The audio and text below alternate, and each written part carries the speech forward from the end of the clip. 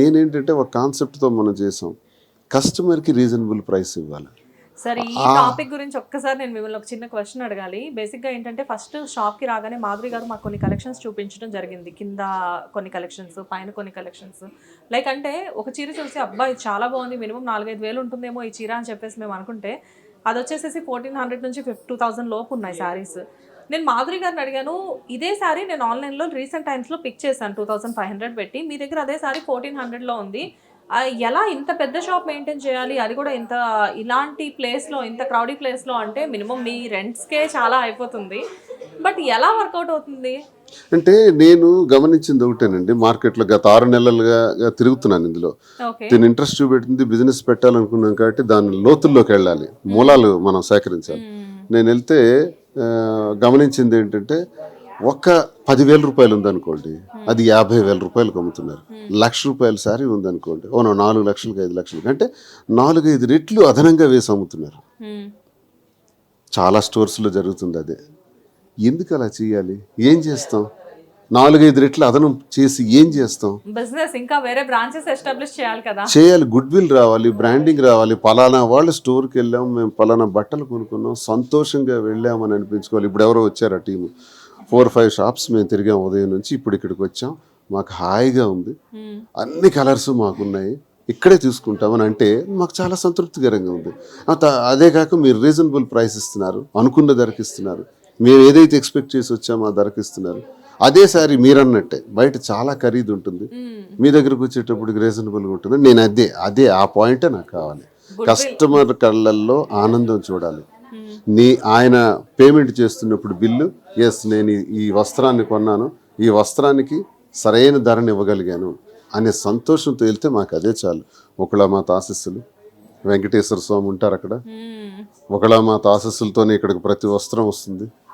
వెంకటేశ్వర స్వామి ఆశీస్సులతోనే ప్రతి వస్త్రాన్ని తాకించి వారి పాదస్పర్శతోనే ఇక్కడి నుంచి బయటికి వెళ్తాయి. నా చెల్లెములందరికీ కూడా వివాహ శుభారంభాలు ప్రారంభమైనాయి. 2 రాష్ట్రాల్లో ప్రతి ఒక్కరు కూడా, ప్రతి చెల్లెమ్మకు కూడా వెంకటేశ్వర స్వామి ఆశీస్సులు మెండుగా ఉండాలని, ఒకళమాత ఆశీస్సులు నిండగా ఉండాలని, అందరూ సంతోషంగా వివాహాలు జరుపుకోవాలని, మీ వివాహ వేడుకల కోసం కాంచీపురం ఒకళ సిల్క్స్కి రండి, మీరు తీసుకువెళ్ళండి, మీకు సరసమైన ధరలిచ్చి సంతృప్తిగా పంపించే బాధ్యత మాది. జనరల్గా ఇలాంటి లాస్ట్లో సార్ చెప్పిన కొటేషన్ ఏదైతే ఉందో, ఇలాంటిది చెప్పాలంటే మేము ఒక పావుగంట ప్రిపేర్ అయ్యి తర్వాత చెప్పాలి. ఎంతైనా రాజకీయ నాయకులు కదా, సో ఆటోమేటిక్గా ఏదైనా కానీ, ఏ టాపిక్ గురించి అయినా కానీ అనర్గళంగా మాట్లాడిన సార్కి మొదటి నుంచి అలవాటు అవడం వల్ల అనుకుంటా. షాప్ గురించి చూసారా మేడం, ఎంత అద్భుతంగా చెప్పారు. మీకు బయట నుంచి ఒక హీరోని తీసుకురావాలి, ఒక హీరోయిన్ని తీసుకురావాలి బ్రాండ్ ప్రమోషన్ కోసం, అలా అవసరం లేదు. బ్రాండింగ్ మేమే చెప్తాం. అండ్ సార్ మీరు ఇక్కడ అబ్జర్వ్ చేస్తే, ఇక్కడికి వచ్చిన వాళ్ళు కంపల్సరీగా మీరు చాలాసేపటి నుంచి అక్కడ కూర్చొని ఉన్నారు, ఒక 1 hour నుంచి. వచ్చిన ప్రతి ఒక్కళ్ళు కూడా మీకు హలో చెప్పి మాధురి గారు ఎక్కడా, మాధురి గారు ఎక్కడా అని చెప్పేసి అడుగుతున్నారు. ఏంటి సార్ ఇవిడికి అసలు ఇంత క్రేజ్? రోజుకో 200 ఫోటోలు ఉంటాయి మాకు.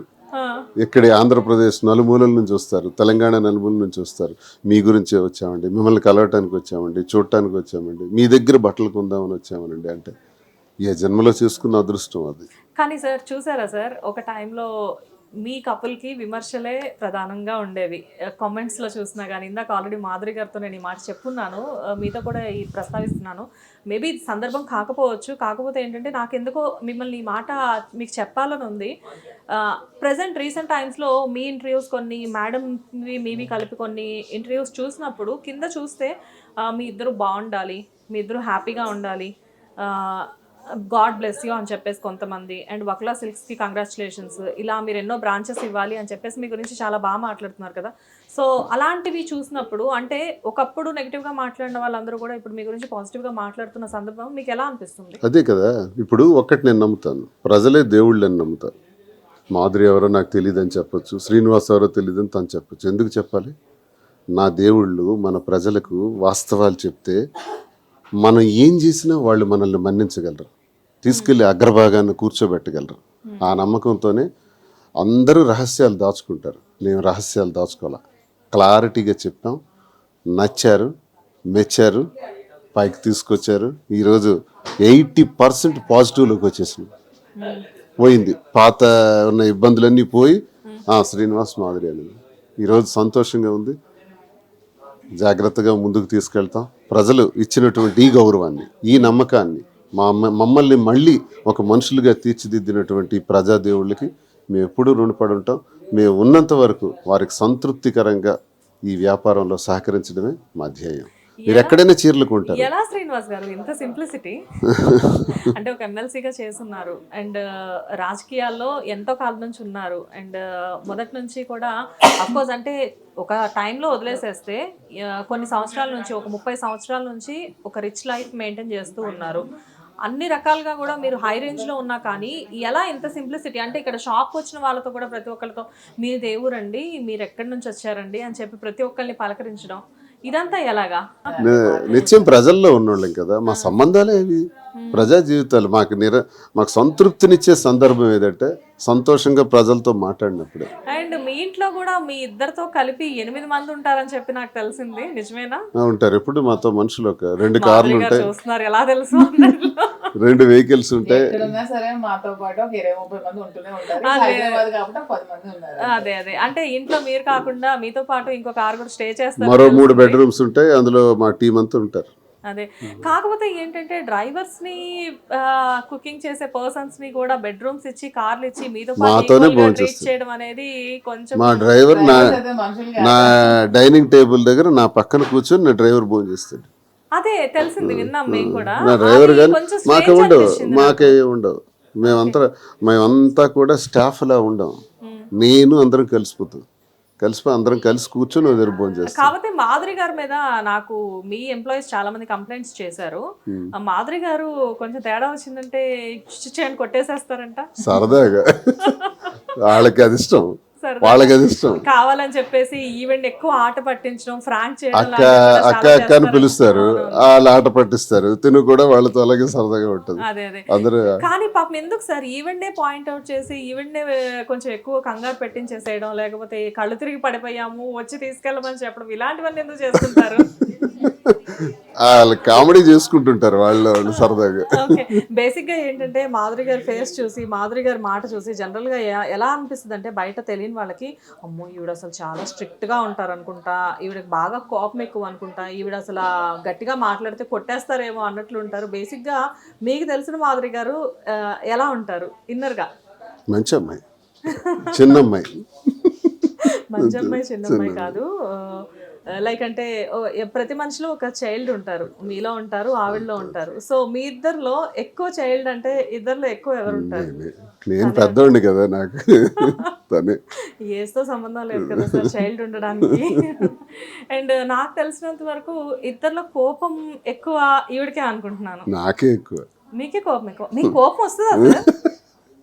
మాధురి గారు కోపం రాదు, వస్తే మరి దాన్ని ఎవరు టాలరేట్ చేయలేదు. మీ ఇద్దరికి ఎప్పుడైనా గొడవలు అవుతాయా?